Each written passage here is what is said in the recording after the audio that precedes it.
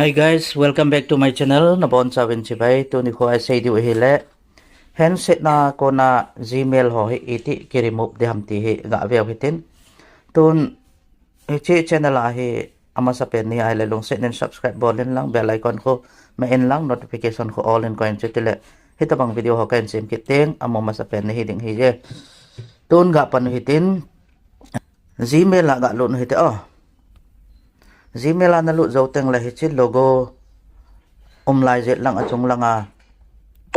je ki sun lai kho nga click ma hite hiti ai click nga hele tin Gmail i zat umam che hong ki langin cha hin nga beleu chun hi chun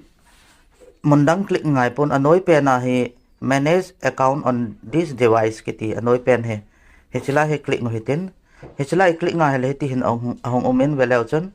tua anoya Google ki sun he hi chila he click ngo hitin hi chila click zo teng la hoi chi pen hi na remove de ham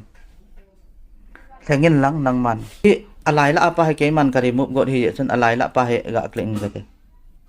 ka click zo teng le he ti hin hong tan tun more option hi ga click lang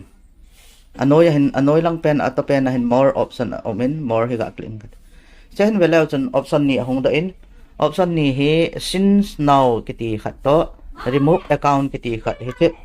remove account hi ga click ga te si veleu chun removing this account will delete all of its message contact and other data from the phone atin henge hi chi phone ko na abo na ki delete ding message contact sele adang dang jo se yong hi chun remove ga boling kate remove account hi ga men kate